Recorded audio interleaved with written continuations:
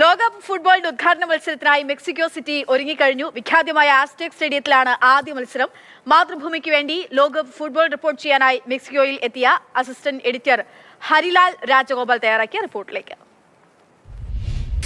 Mexico നഗരം അക്ഷരാർത്ഥത്തിൽ ആവേശത്തിന്റെ കൊടുമുടിയിലാണ്. ലോകത്തിലെ ഏറ്റവും വലിയ ഫുട്ബോൾ ചരിത്രത്തിലെ ഏറ്റവും വലിയ വിപുലമായ ലോകകപ്പിന് വേണ്ടി, അതിന്റെ ഉദ്ഘാടനത്തിന് വേണ്ടി മെക്സിക്കോ നഗരത്തിലെ വിഖ്യാതമായ ആസ്റ്റെക് സ്റ്റേഡിയം ഒരുങ്ങിയിരിക്കുകയാണ്. തെരുവുകളൊക്കെ ചെറുപ്പക്കാർ കൈയടക്കി കഴിഞ്ഞു. മെക്സിക്കോ തോരണങ്ങളും കൊടികളും ഗാനങ്ങളുമായി അവർ ഇവിടെ തെരുവുകളിൽ പാടുന്നുണ്ട്.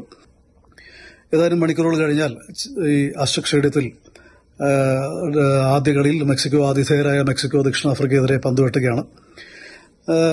ഇതിന്റെ ഒരു ഫിഫയുടെ അല്ലെങ്കിൽ മെക്സിക്കോയിൽ സംഘാടനത്തെ ചില പോരായ്മകൾ ഇവിടെയുണ്ട്. ഭരണപരമായ പോരായ്മകൾ കാണുന്നുണ്ട്. കാരണം ഈ മഹാനഗരത്തിന്റെ പ്രധാന സുപ്രസിദ്ധമായ സൊലോക്കോ, കൊയാക്കാൻ തുടങ്ങിയ സ്ഥലങ്ങളിലെ ചത്തരങ്ങളിലൊക്കെ പ്രതിഷേധ സമരക്കാർ നിറഞ്ഞിരിക്കുന്നതാണ്. അവർ അവിടെ മുദ്രാവാക്യം വിളിക്കുകയും പ്രതിഷേധ ഫുട്ബോൾ കളിക്കുകയും ചെയ്യുന്നുണ്ട്. ഇതൊരു നയപരമായ തീരുമാനത്തിലൂടെ ഈ ഫുട്ബോളിന് മുമ്പ് തീർക്കേണ്ടതായിരുന്നു. കാരണം ഇതിലേക്കുള്ള റോഡുകൾ മുഴുവൻ, ഗതാഗതം മുഴുവൻ പോലീസ് തടഞ്ഞിരിക്കുകയാണ്. പ്രതിഷേധക്കാർ നാളെ ഈ ഫുട്ബോൾ വേദിയിലേക്ക് ഇടിച്ചു കയറാതിരിക്കാൻ വേണ്ടി പ്രധാനപ്പെട്ട നഗരത്തിലെ റോഡുകളൊക്കെ തടഞ്ഞിരിക്കുകയാണ്. 1970 പെലെ യൂൾറിമെ കപ്പ് ഉയർത്തിയത് ഇവിടെയാണ്. എല്ലാത്തിനും ഉപരിയായി 1986 നമ്മുടെ മരഡോണ കേരളം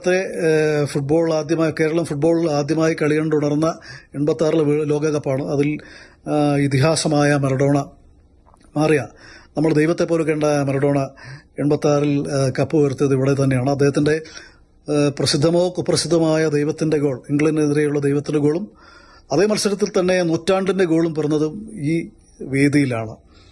അപ്പോൾ ഒരു ചരിത്രപ്രസിദ്ധമായ സ്മരണകൾ ഉൾക്കൊള്ളുന്ന, മലയാളിയെ സംബന്ധിച്ചിടത്തോളം പ്രത്യേകം ഒരു മലയാളിയുടെ ജീവിതത്തിലേക്ക് ടെലിവിഷനിലൂടെ ഫുട്ബോൾ അർജന്റീന കടന്നു വന്ന ഒരു മത്സരമായിരുന്നു 86-ലേത്. അപ്പം അത്തരമൊരു മലയാളിക്ക് പ്രത്യേകത, ഒരു മമതയുള്ള സ്റ്റേഡിയം ആണ്. മാതൃഭൂമിക്ക് വേണ്ടി ഹരിലാൽ രാജഗോപാൽ, മെക്സിക്കോ സിറ്റിയിൽ നിന്നും.